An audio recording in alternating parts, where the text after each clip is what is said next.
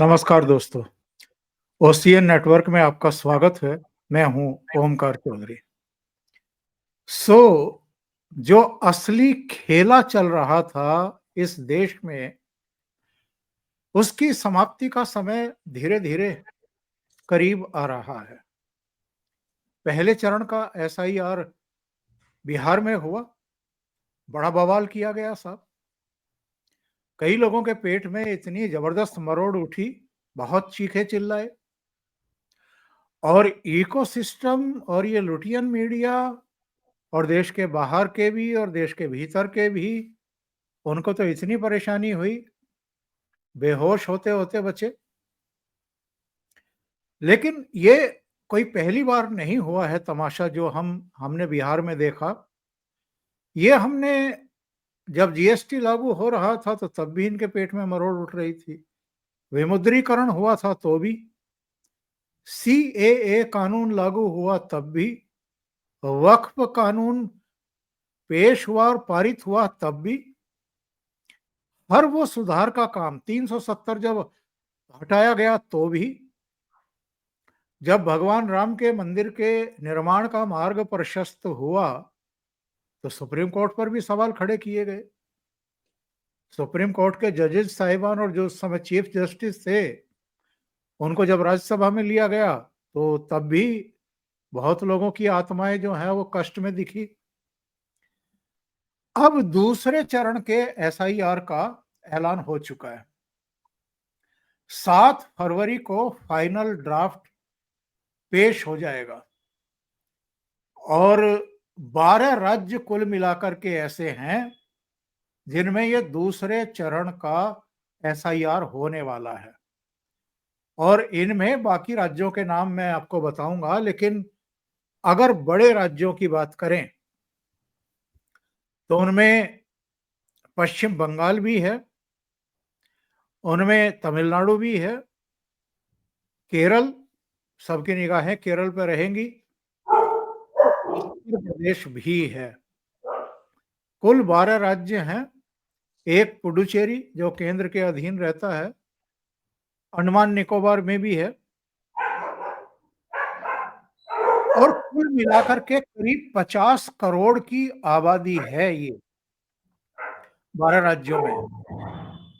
यानी करीब-करीब आप समझिए कि 7.5 करोड़ के आसपास बिहार, 50 करोड़ ये, यानी 57 करोड़ का हो जाएगा फरवरी 7 तक।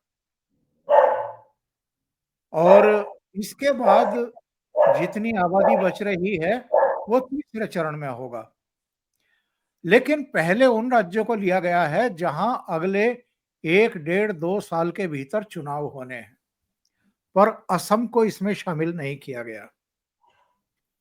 असम का सवाल जब पूछा गया मुख्य चुनाव आयुक्त से तो उन्होंने कहा कि वहां पर नागरिकता से जुड़ा हुआ मसला है जिसकी पैमाइश सुप्रीम कोर्ट की देखरेख में चल रही है।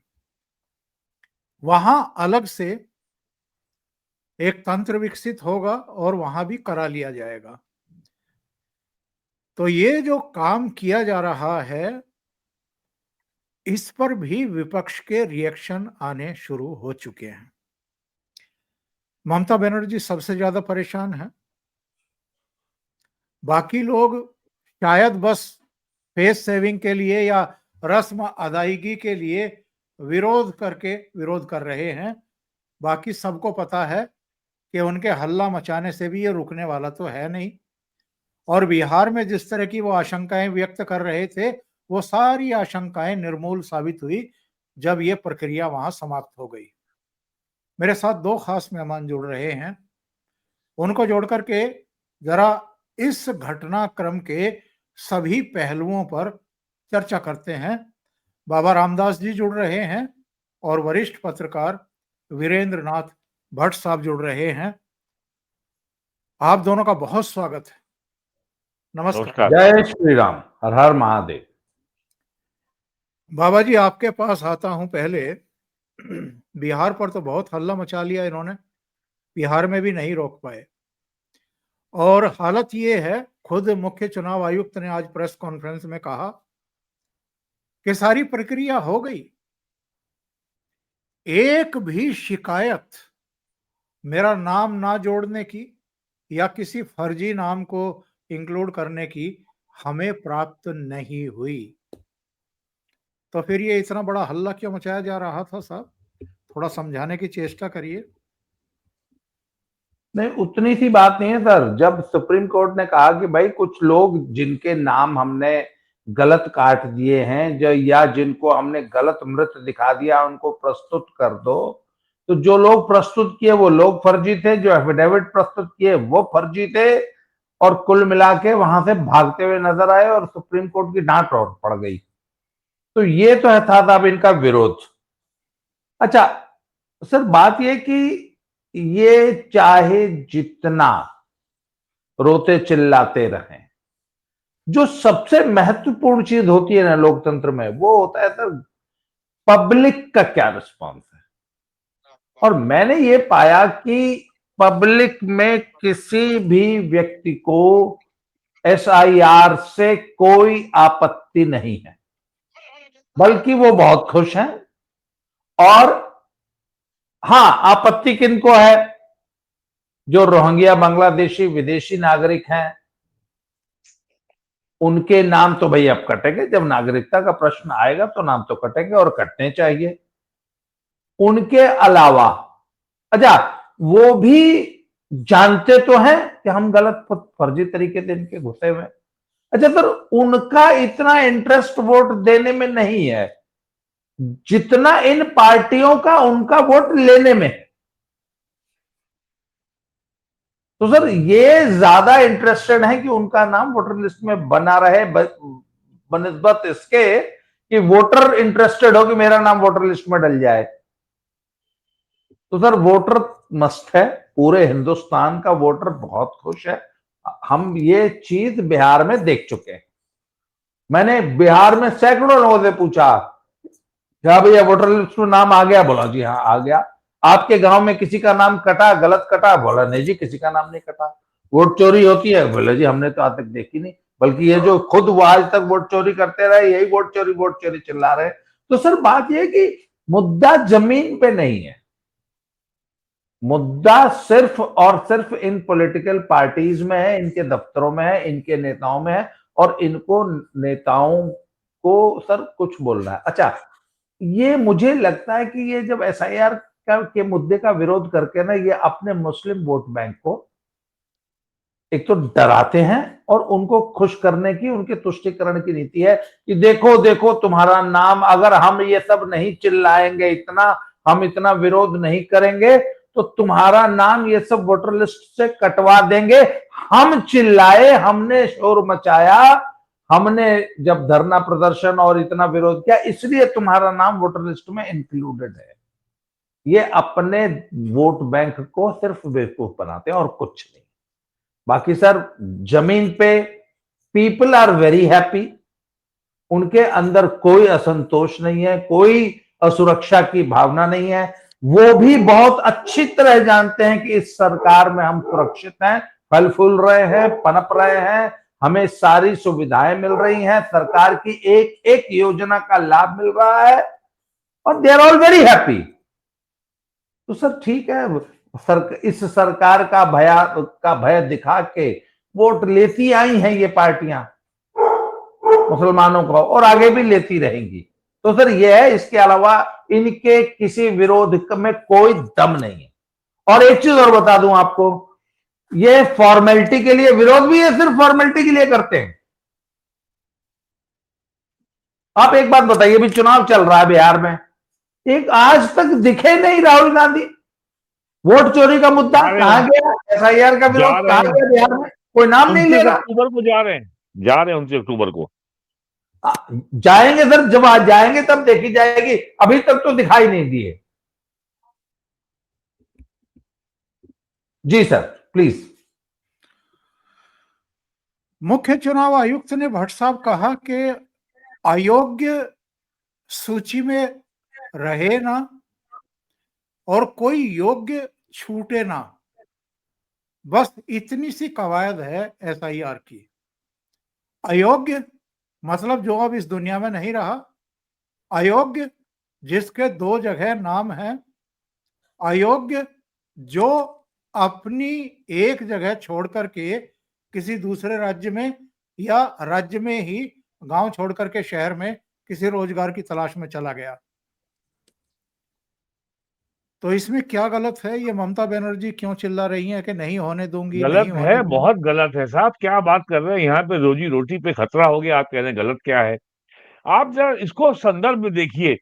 1989 से लेकर के 2014 25 साल क्षेत्रीय पार्टियों का स्वर्णिम युग था। कभी एनडीए, कभी यूपीए, सौदेबाजी, ममता बनर्जी, लालू यादव ने खूब मलाई काटी।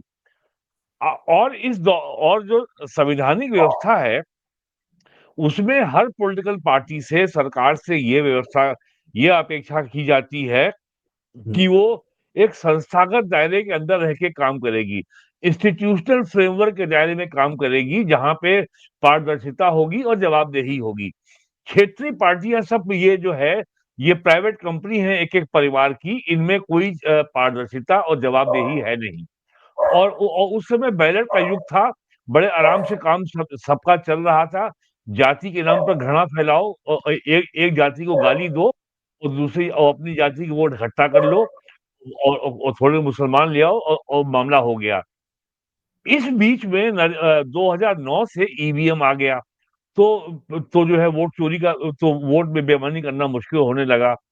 उसके बाद जिस तरीके से जैसे-जैसे डिजिटल इकोनॉमी का डिजिटाइजेशन होने लगा, जैसे-जैसे गवर्नमेंट के पास डाटा आने लगा, इस सोशियो इकोनॉमिक कास्ट सेंसस का डाटा आ गया, कोविड का डाटा आ गया, पीडीएस का डाटा आ गया, 80 करोड़ लोगों को फ्री में राशन मिल रहा है, उसका डाटा आ गया, पीएम किसान सम्मान योजना का लाभ मिल रहा है किसानों को, उसका डाटा आ गया, प्लस जो चुनाव आयोग का डाटा है।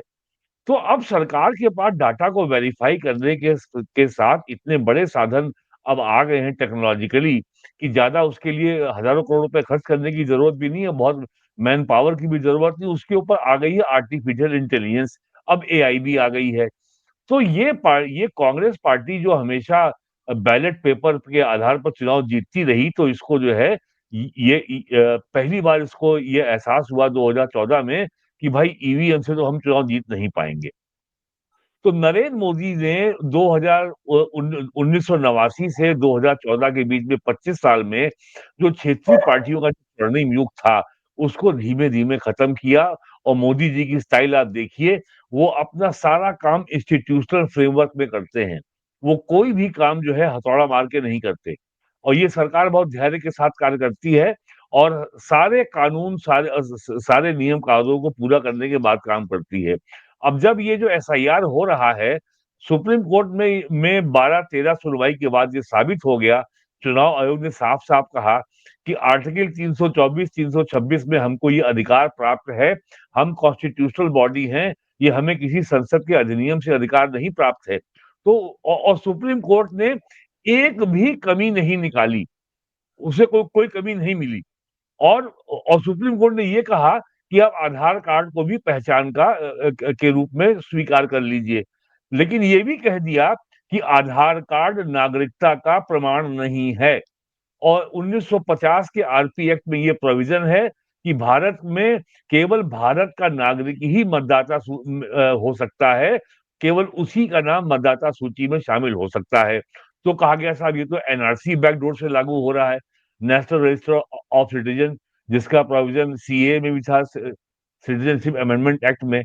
तो लेकिन अगर एनआरसी भी लागू हो रहा है, तो वो संविधान सम्मत है ना। तो अब ये हो गया है कि अब जो एंटी मोदी नैरेटिव वॉरफेयर के जो गुरिल्ला हैं, जैसे योगेंद्र यादव हैं, अब इनके स अब जो है ये अब ये देश देखेगा कि हालाँकि आपने हर संभव आरोप चुनाव आयोग के ऊपर लगाया है। लेकिन जो मेरा 35 साल का अनुभव है, चुनाव आयोग के स्तर पे कभी चुनाव में गड़बड़ी हो ही नहीं सकती, खासकर ईवीएम आने के बाद।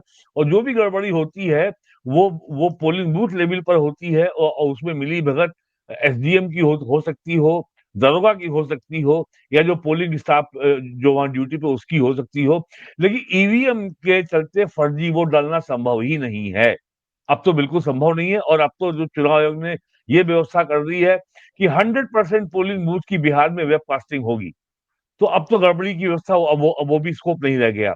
तो जिस तरीके से पीएम मोदी ने जो इंस्टीट्यूशनल फ्रेमवर्क में काम करना शुरू किया है, उससे हर जगह परेशानी हो रही है। नोटबंदी हुई, जीएसटी आया, उसके बाद जो है आपका इंसॉल्वेंसी बैंकरप्सी कोड आया, उसके बाद जो 1986 में राजीव गांधी के समय में बेनामी प्रॉपर्टी एक्ट बना था और उसके रूल्स बने हैं 2016-17 में मोदी के प्राइम मिनिस्टर बनने के बाद, 30 साल बाद बने हैं। और ये पीएम ने लोकसभा में कहा था कि बताइए अगर राजीव गांधी के जमाने में इसके रूल्स बन गए होते, यानी कानून बन गया लोकसभा से, कानून लागू नहीं हुआ क्योंकि उसके रूल्स फ्रेम नहीं हुए थे। तो ये ब्लैक मनी का जिस तरीके से जो अंकुश लगा है, अब कोई ये सवाल कर सकता है कि साहब ब्लैक मनी अभी भी हो रहा है, बिल्कुल हो रहा है। 100% तो कभी दूर हो ही नहीं सकता, पूरे वर्ल्ड में कहीं नहीं हो पाया तो यहाँ कैसे हो जाएगा? चाइना में तो कम्युनिज्म है वहां तो एक पार्टी का शासन है, तानाशाही है, वहां पे हजारों लोग हर साल जेल जाते हैं और यहाँ तक कि 10-10 साल की जेल होती है, फांसी होती है। रशिया में जो है 60-70 साल वहां कम्युनिज्म रहा, वहां का ब्लैक मनी जो है अरब बिलियंस ऑफ डॉलर जमा है यूरोप और अमेरिका के बैंकों में। तो ब्लैक मनी तो अनअकाउंटेड मनी जिसने टैक्स को इवेट किया है, केवल वही ब्लैक मनी है। तो वो तो पूरे दुनिया में कहीं आज तक ऐसा कोई देश है ही नहीं जहां पर टैक्स अथॉरिटी से पैसा इवेट करके लोगों ने ना रखा हुआ हो। लेकिन अगर भारत में अगर ये ब्लैक मनी के ऊपर इतना बड़ा प्रहार ना होता तो आज महंगाई 2% के नीचे नहीं होती। ब्लैक मनी जितना ज्यादा मांग इकोनॉमी में होगा उतना ज्यादा इन्फ्लेशन होगा।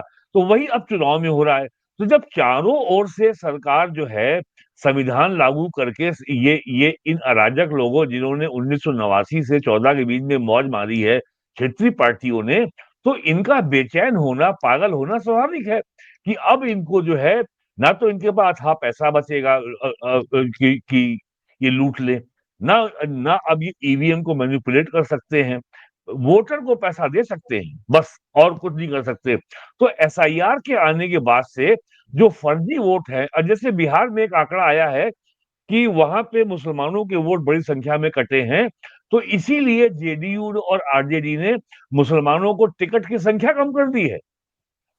ये भी हुआ है और एक चुनाव का आंकड़ा ये आया है कि मुसलमानों के जो वोटरों में जो शेयर था वो करीब 16.9% था, लेकिन जो उनका टोटल वोट कास्ट हुआ था पिछले चुनाव में वो 19% से अधिक था। इसका मतलब जो उनकी आबादी है उससे ज्यादा उनका वोट पड़ रहा है। तो ये सारी एनामोलीज को और ये जो एसआईआर हो रहा है, ये एक तरीके से ब्लैक मनी के ऊपर नोटबंदी वाला प्रहार है, इसलिए बेचैनी हो रही है। तो अब ये और अब इससे संदेश ये जाएगा, क्योंकि आप चुनाव आयोग के ऊपर ये आरोप लगा ही चुके हैं, लगातार 10 साल से लगा रहे हैं कि ये बीजेपी का एजेंट है, बीजेपी ने खरीद लिया है, लोकतंत्र खत्म कर दिया है, सबका जितने गैर जिम्मेदार उल-जलूल, अनाप-शनाप आरोप चुनाव आयोग पे लगाए जा सकते थे, वो राहुल गांधी लगा चुके हैं और या योगे या वो लगा चुके हैं योगेंद्र यादव। तो अब कम से कम अब ये मैसेज जाएगा कि भाई बीजेपी अब फ्रंट फुट पे खेल रही है और यहाँ पे जो दिल्ली में जो सो कॉल्ड पत्रकार और यूट्यूबर हैं, जिनको मैं कहता हूँ anti Modi warfare guerrilla, anti Modi के anti Modi narrative warfare guerrilla, और जिसको कहा जाता है कि ये फोर्थ जनरेशन वॉरफेयर है। सरकार के हर कदम के ऊपर वैधता का सवाल उठाओ, सरकार के हर हर फैसले की लेजिटिमेसी को चुनौती दो, चुनाव आयोग को फर्जी बताओ, संविधान खत्म हो गया, आरक्षण खत्म हो गया, संसद के ऊपर भी उल जलूल अनावश्यक गैर जिम्मेदार आरोप लगा दो। तो यही है fourth and fifth generation warfare कि जनता के मन में सरकार के प्रति जो भी विश्वास है उसे खत्म करो, सरकार की साख को खत्म करो और जो टॉप लीडर है उसकी इमेज को खराब करो। यही काम जॉर्ज सोरोस कर रहा है पिछले 8 साल से और खास करके 19 के बाद से, लेकिन वो नहीं कर पाया और अभी भी यही काम हो रहा है। हिडनबर्ग की रिपोर्ट इसीलिए आई थी। अभी परसों-नरसों वॉशिंगटन पोस्ट में फर्जी रिपोर्ट छप गई कि साहब भारत सरकार जो है अडानी को लोन देने जा रही है। अरे भाई एलआईसी किस कंपनी के शेयर खरीदेगी, किसके नहीं खरीदेगी, ये एलआईसी तय करती है। एलआईसी के पास जो एसेट अंडर मैनेजमेंट तारीख में है, वो लगभग 57 लाख करोड़ रुपए है और अडानी के पास जो विदेशी बैंकों का लोन है, वो 2.5 लाख करोड़ रुपए है और मात्र 35-36 हजार करोड़ रुपए के शेयर में नहीं नहीं, मेरी समझ में एक बात नहीं आ रही है वीरेन जी, हाँ। मेरी एक बात समझ में नहीं आ रही है कि ये वॉशिंगटन पोस्ट या कोई दूसरे विदेशी अखबार, हु आर यू, आप कौन होते हैं? हाँ। हमारी सरकार मान लिया अडानी को औद्योगिक विस्तार के लिए या नई कंपनियों की स्थापना के लिए मदद कर भी रही है, करवा भी रही है, तो वो आतंकवादी हैं, देश विरोधी हैं, क्या है वो? और आप क्या एंटिटी हैं? आप कौन होते हैं ये सवाल खड़े करने वाले? सर, भारत की कंपनियों में इन्वेस्ट करना ही तो काम है एलआईसी का। टाटा ग्रुप में एलआईसी का कम से कम 2 लाख करोड़ रुपए इन्वेस्टेड है। रिलायंस के शेयर में 1.5 लाख करोड़ रुपया है। स्टेट बैंक ऑफ इंडिया में उसका इन्वेस्टमेंट है। एचडीएफसी बैंक में इन्वेस्टेड है। बॉम्बे स्टॉक एक्सचेंज की टॉप 500 कंपनीज में एलआईसी का कम से कम 20 लाख करोड़ रुपए लगा हुआ है। यही काम है एलआईसी का। इसी से वो पैसा अर्न करती है और इसी से वो जो है जो उसके क्लाइंट्स हैं जिन्होंने उनकी इंश्योरेंस पॉलिसी ली है। और एलआईसी हर साल कम से कम 8,000 करोड़ रुपया गवर्नमेंट को, भारत सरकार को लाभांश देती है, डिविडेंड देती है। लेकिन उनको तो अडानी को टारगेट करना है। अडानी के जरिए उनको इंडिया के इंफ्रास्ट्रक्चर की डेवलप की ग्रोथ को सबोटेज करना है। अडानी के शिपिंग में आने से परेशानी अमेरिका को है, चाइना को है, ब्रिटेन को है, राहुल गांधी को क्यों है भाई? आज अगर अडानी जो है देश और विदेश में सी पोर्ट अगर बना रहे हैं, और अगर वो एक्वायर कर रहे हैं, और जो आईमैक जो इंडिया ने साइन किया है पैक्ट यूरोप से, India middle east Europe corridor, Adani ने एक पोर्ट खरीदा है हाइफा पोर्ट इजराइल में, एक पोर्ट एक्वायर किया है अडानी ने वहां ग्रीस में, और भी कई पोर्ट्स को लेके बात चल रही है। लेकिन अडानी ने डीप सी पोर्ट बनाया है विंझनम पोर्ट केरला में। उसके लिए सीपीएम और कांग्रेस में होड़ लगी है कि उसका श्रेय कौन लेता है। और ये लोगों को बता दूं मैं, नवी विंझनम नवी नवी मुंबई अकेला में पोर्ट है। नवी मुंबई में जो इंटरनेशनल एयरपोर्ट बना है, वो भी अडानी हम्म। ग्रुप ने बनाया है। हाँ, आंखें हाँ। चुंधिया जाती हैं उसको देख करके। और उसमें विदेशी पैसा लगा है। अडानी का आज की तारीख में शायद ही कोई बैंक होगा जिसका जिसका लोन, ऐसा लोन भारत का कोई बैंक नहीं है जिससे अडानी ने लोन ले रखा हो। अडानी के ऊपर इस समय फॉरेन बैंक से जो अब तक डिवेंचर बॉन्ड के जरिए जो पैसा रेज किया है, वो लगभग 2.5 लाख करोड़ रुपया है और उसमें एक भी पैसा जो है देशी बैंकों का नहीं है। तो अडानी और वोट चोरी, संविधान खत्म, आरक्षण खत्म, ये इनका जो फोर्थ जनरेशन जो नैरेटिव वॉरफेयर का हिस्सा है। अडानी हो, चाहे वो इलेक्शन कमीशन हो, चाहे वो एसआईआर हो, केवल झूठ बोलना है, संविधान के प्रति, सरकार के प्रति लोगों के मन में अविश्वास जगाना है। और उनका सपना है कि जो नेपाल में हो गया, जो श्रीलंका में हो गया, जो बांग्लादेश में हो गया, वो भारत में क्यों नहीं हो रहा है? उनका चलिए दर्द ये है। वापस लौटते हैं उसी चर्चा पर। बाबा जी, मैं देख रहा था विपक्ष ने छाती पीटना शुरू कर दिया है। विपक्षी दलों का कहना है कि चुनाव आयोग ये सब केंद्र सरकार के इशारे पर कर रहा है और वोटर लिस्ट के साथ खिलवाड़ की जा रही है। उनका कहना यह है कि जो वोटर मुख्य रूप से मुसलमान सत्ताधारी दल के लिए अनुपयोगी हो सकते हैं, उनका नाम काटा जा रहा है। और इसमें आगे इन्होंने ये भी कहा है कि ये चुनावी धोखाधड़ी है। और आगे इन्होंने क्या कहा है, एम.के. स्टालिन का बयान मैं आपको बताता हूं, क्योंकि तमिलनाडु में भी हो रहा है। उन्होंने एसआईआर को वोट चोरी कार्यक्रम बता दिया और इसके अलावा ये कहा है कि एआईएडीएमके को मदद पहुंचाने के लिए तमिलनाडु में एसआईआर किया जा रहा है। और इसका इस्तेमाल अल्पसंख्यकों, दलितों, महिलाओं और गरीबों का नाम वोटर लिस्ट से हटाने के लिए किया जा सकता है। तृणमूल कांग्रेस का प्रवक्ता है कुणाल घोष। उन्होंने कहा कि बंगाल में ना तो बीजेपी का कोई संगठन है, ना स्वीकार्यता है, इसलिए ये चुनाव आयोग की मदद से वोटर लिस्ट में धांधली की कोशिशें कर रहे हैं। तो भारतीय जनता पार्टी का कोई संगठन भी नहीं है और कैडर भी नहीं है और मतदाता भी नहीं है, फिर भी भारतीय जनता पार्टी वहां मुख्य विपक्षी दल है। 77 एमएलए हैं। शुवेंदु अधिकारी नेता प्रतिपक्ष हैं। ममता बनर्जी को हरा करके विधानसभा पहुंचे थे। नंदीग्राम से 77 एमएलए चुने गए थे, शायद अभी 74 एमएलए बचे हैं।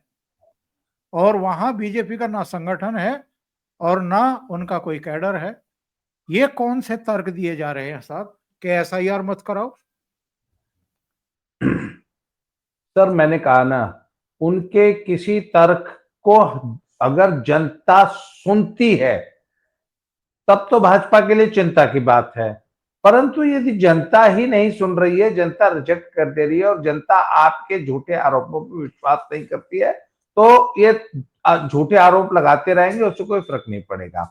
सर मैं बताऊं कि विपक्ष को अच्छी तरह मालूम है कि ये बिहार का चुनाव बहुत बुरी तरह हारने जा रहे हैं और ये वोट चोरी और एसआईआर को इन्होंने एडवांस में एक बहाना गढ़ लिया है कि जब हम बिहार का चुनाव हारेंगे तो आखिर फेस सेविंग के लिए ठीकरा किसके ऊपर फोड़ेंगे। तो इनके बाद अभी से पहले से रेडीमेड बहाना तैयार है कि भैया वो तो हम तो जीत जाते, पर ये तो मोदी ने वोट चोरी कर लिया और एसआईआर से इतने लाख नाम काट के हमारा सारा वोट चुरा लिया। वो जो 65 लाख नाम कटे हैं वो सारे आरजेडी के वोटर थे और वो बता देंगे कि इतने लाख हैं और इतनी विधानसभाओं में है और इतने विधानसभाओं में अगर ये वोट हमें मिल जाते तो देखो हम इतनी नहीं इतनी सीटें जीत जाते, हम तो चुनाव जीते हुए थे। और इन्होंने तो हरियाणा के लिए बोला बाबा जी, वहां 18 लाख ऐसे लोगों के नाम भी हटाए गए हैं जो अब इस दुनिया में नहीं है, तो वो भी राजद के मतलब वोटर थे। नहीं, वो बोलते कि नहीं, वो 18 लाख जिंदा लोगों के नाम हटाए गए हैं, मरे हुए के नाम पहले। उनका जो आरोप है ना वो ये है कि जो मरे हुए के नाम थे वो पहले ही हट चुके थे। जो 18 लाख लोगों को ये कह के हटाया गया कि ये मर चुके हैं, असल में ये जिंदा हैं और ये सारे आरजेडी के वोटर हैं, इसलिए इनका नाम हटाया गया और वो टोटल संख्या 65 लाख है। अच्छा, एक तो इनका ये तर्क है। ये हरियाणा में मैंने अभी कल एक कांग्रेस के पैनलिस्ट की बात सुनी, बोले हरियाणा का चुनाव तो हम जीते थे, मोदी ने वोट चुरा के चुनाव जीत लिया हरियाणा का। अच्छा सर, आ जाइए जरा पंजाब में, मैं आपको पंजाब की एक ग्राउंड रियलिटी बता रहा हूं। सर पॉलिटिकल पार्टीज को पता होता है कि कौन सा वर्ग किसका वोटर है। यहां पे बीजेपी ने कमर कस ली है कि जितने अप्रवासी मजदूर हैं यूपी बिहार के और अन्य प्रदेशों से आए हुए जो भी वर्कफोर्स पंजाब में काम करती है, उनका अभियान चला के सबको वोटर लिस्ट में दर्ज कराया जाए।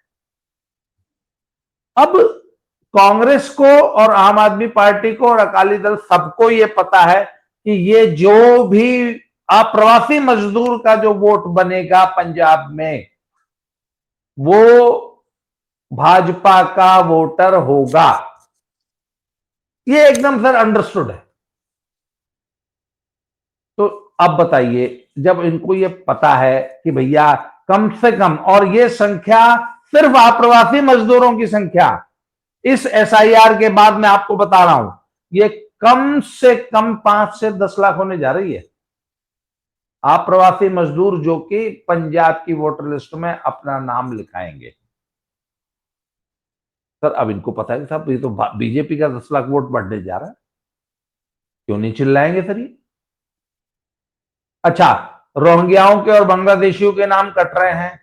जम्मू कश्मीर में फारूक अब्दुल्ला और पीडीपी वालों ने मिलके अभियान चला के पिछले 20 सालों में बांग्लादेशियों को सर भर भर के जमीनें दी हैं, उनको खुली छूट दे दी गई थी। जम्मू के किनारे किनारे चारों तरफ एक सर्कल में 5 से 10 किलोमीटर चौड़ी एक पट्टी बसाई गई है, और जो भी सरकारी जमीन और जो भी गवर्नमेंट फॉरेस्ट लैंड थी, उसको बोला कहीं भी फॉरेस्ट लैंड देखो कब्जा कर लो, बना लो घर।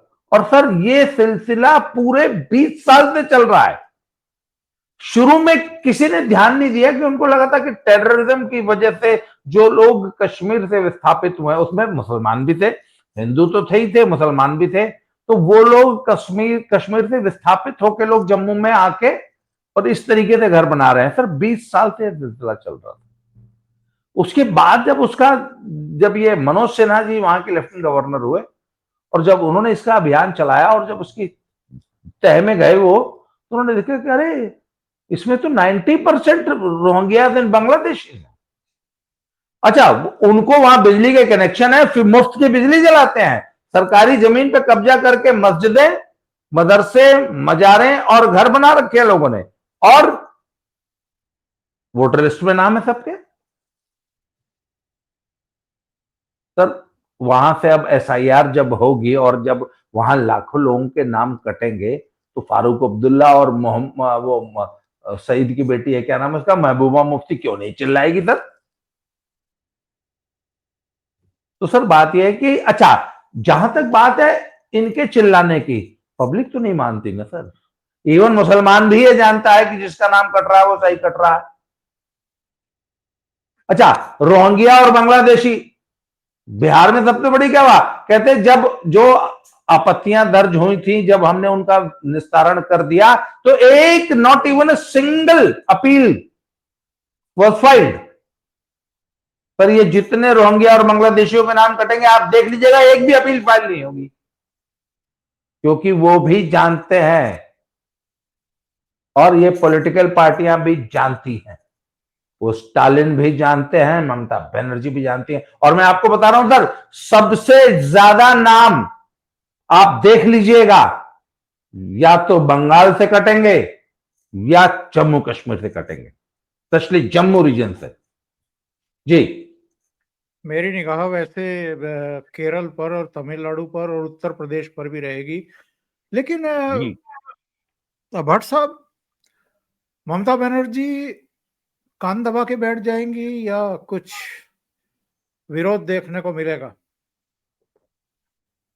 देखिए, याद रखना चाहिए 15 अगस्त 2025 को प्राइम मिनिस्टर मोदी ने लाल किले से घोषणा की है डेमोग्राफिक मिशन की, और अभी इसका डिटेल प्रस्ताव क्या है, इसमें क्या-क्या होना है, अभी ये सामने नहीं आया है। तो जो भी डाटा चुनाव आयोग को मिल रहा है, एसआईआर से अब तक जो मिला है बिहार से, और जो ज़ाहिर है कि वो डाटा वेस्ट तो हो नहीं गया है।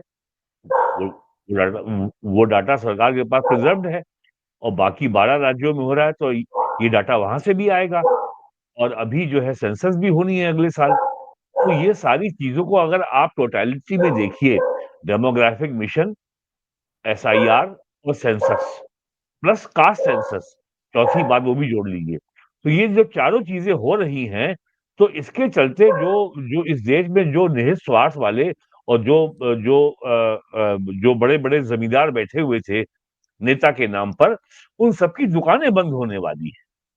इनके ऊपर बहुत बड़ा खतरा आने वाला है।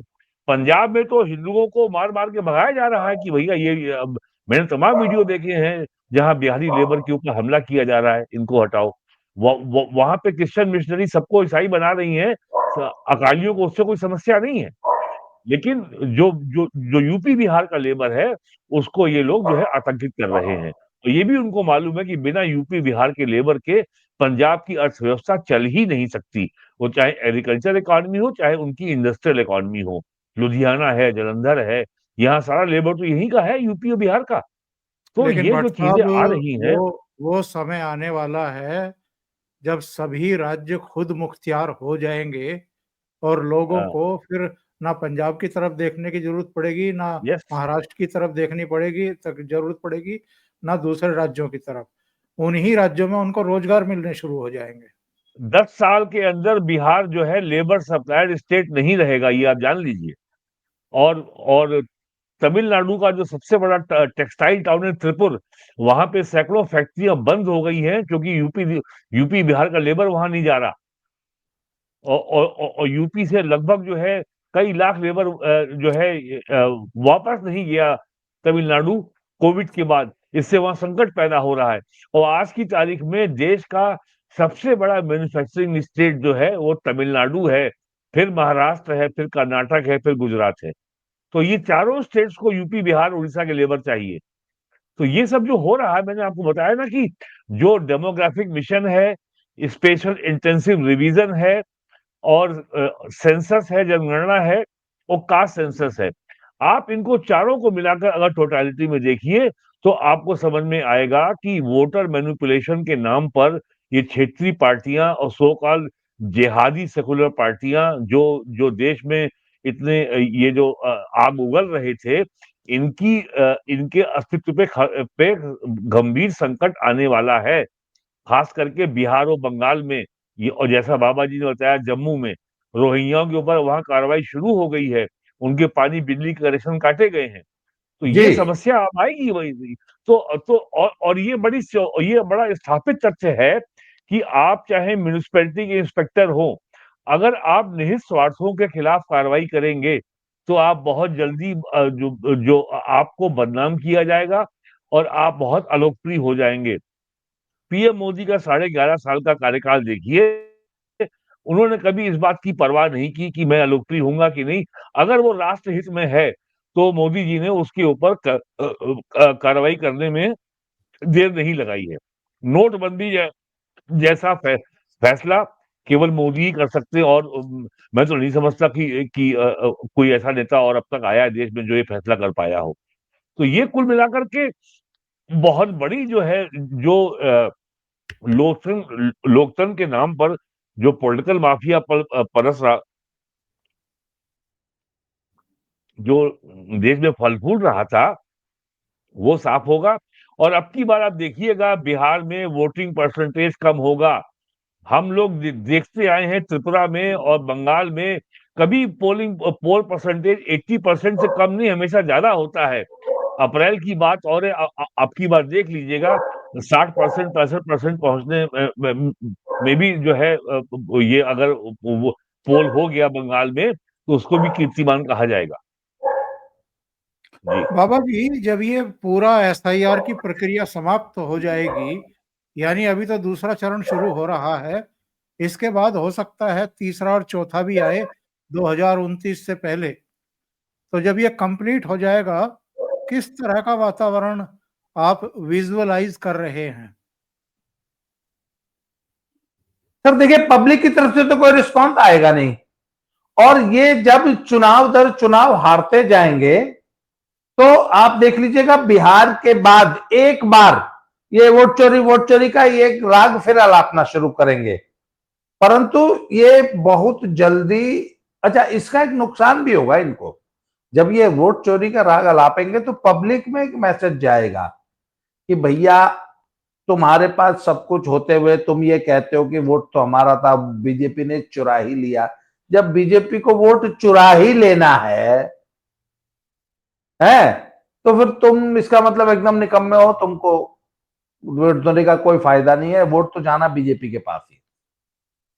तो बात यह कि इस प्रलाप को भारत का एक भी नागरिक, नॉट इवन इनके वोटर, इनके खुद के वोटर भी विश्वास नहीं करते इनके ऊपर।